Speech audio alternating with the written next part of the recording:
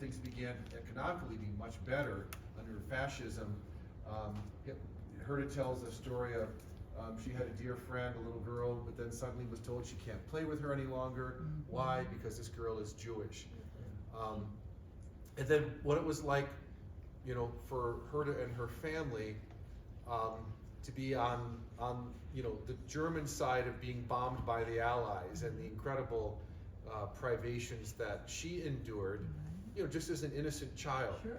And you don't care who's dropping the bombs, you're still suffering immensely. Yep, absolutely. Even if it was a righteous bombing. Yeah. If you want to think of it that way. Absolutely, and bombings had to be done. Yeah. And of course, that's kind of going on now with the Gaza thing too. I mean, if you're going to get rid of the bad guys, and they're controlling the innocent natives, it's a mess. Most Nazis, Nazism was certainly not a religion, it was pagan. But the Nazis, most of the Nazis were members of good standing in Christian churches. And that is something that should make everybody wonder. And here we see the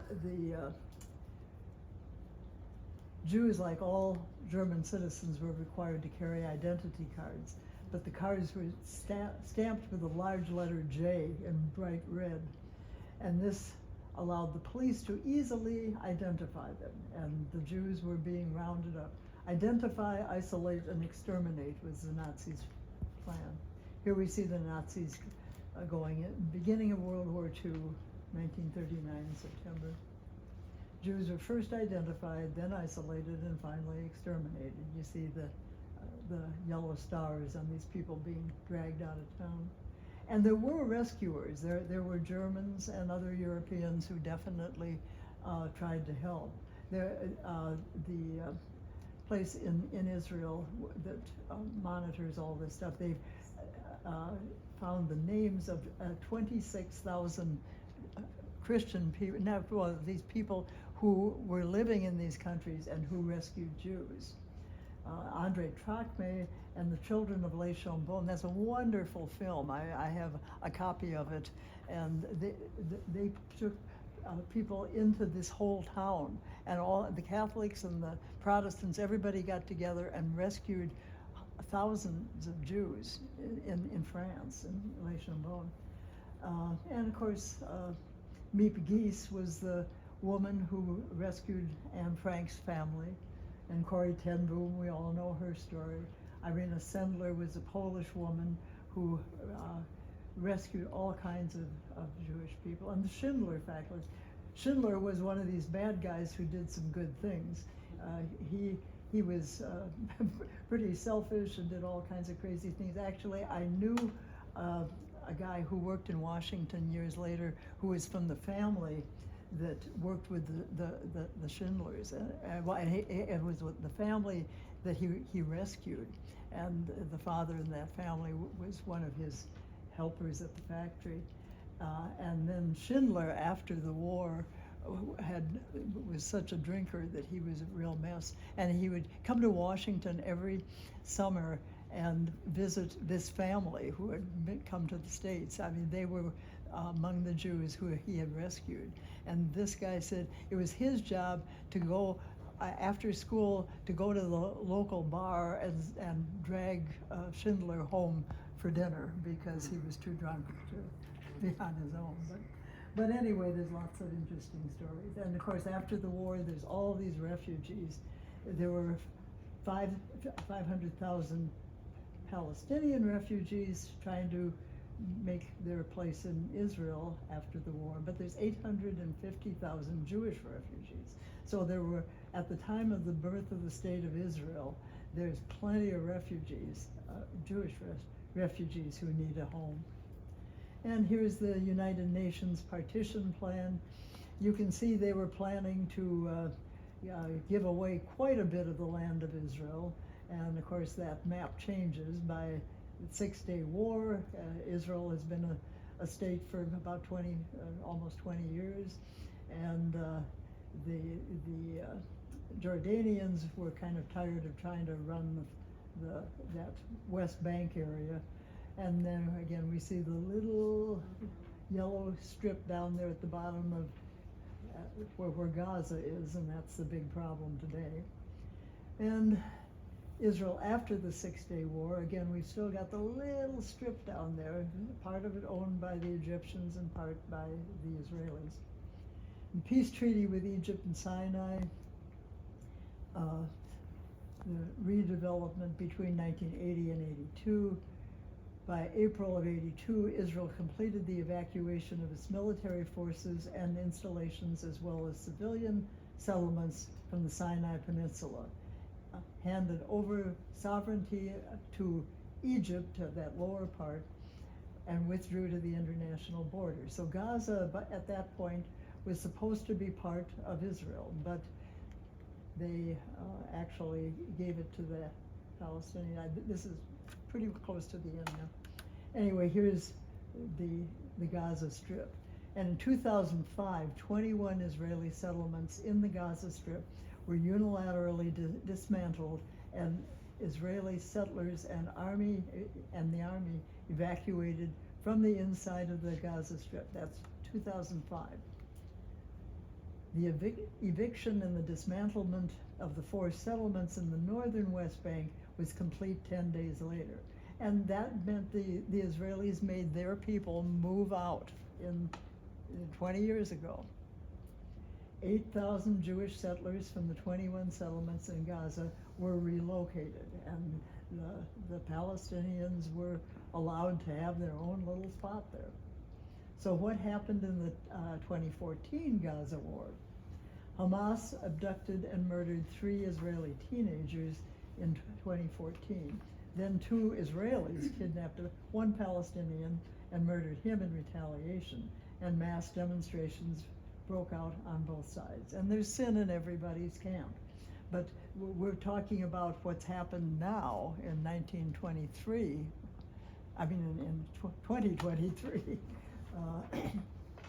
We're still dealing with the Gaza problem. And during the time Israel had moved out, then the Hamas group created these tunnels, and it's kind of interesting to see what those tunnels looked like, because that's where some of the prisoners have been held. The tunnels connected the Egyptian and Gazan sides of the Rafah, which is the major city between Egypt and Israel, in the early 1980s. These tunnels grew in size, sophistication, and importance as a result of the Egyptian and Israeli economic blockade in 2007. Israel restricts the importation of construction materials. I mean, the whole thing about what's actually being moved in and out, the reason they're being so careful, and we're thinking, well, these poor people, they're hungry and they've got to be fed, and these people are trying to bring food in, but that's not what is in all of those trucks. If you take them, the food is on top and all the military stuff is underneath, and that's why Israel's being really careful about letting stuff in. But anyway, the civil war of Gaza and the battle resulted in the dissolution of the unity government and the de facto division of the Palestinian territories into 2 territories, the West Bank, governed by the Palestinian National Authority, and the Gaza Strip, governed by Hamas. The Hamas fighters took control of the Gaza Strip, while Fatah officials were either taken prisoners, executed, or expelled. So the Palestinians have been fighting amongst themselves, and all of these terror groups.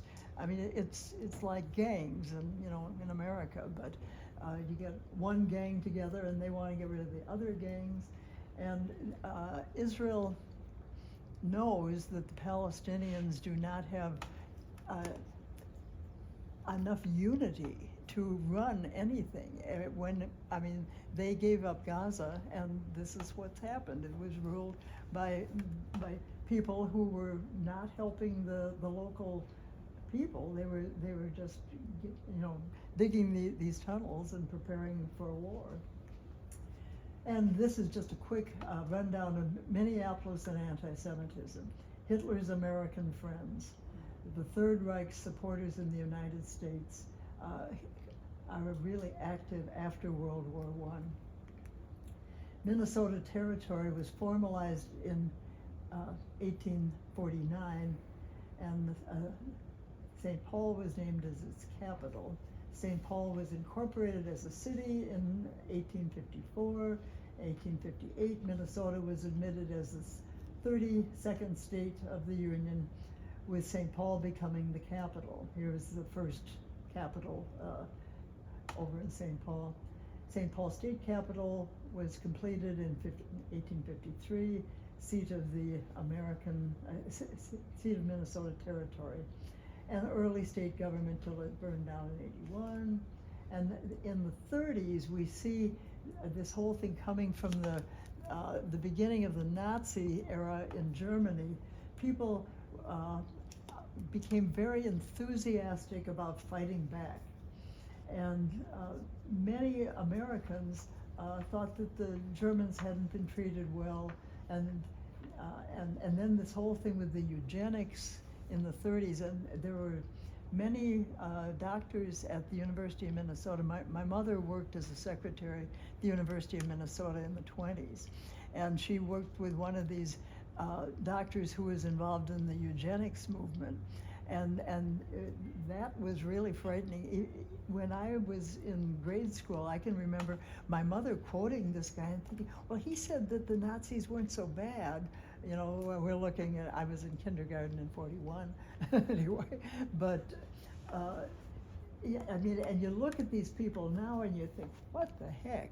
But they didn't really know what they were getting into, and they thought that we needed to be friendlier with the Germans and all of this stuff.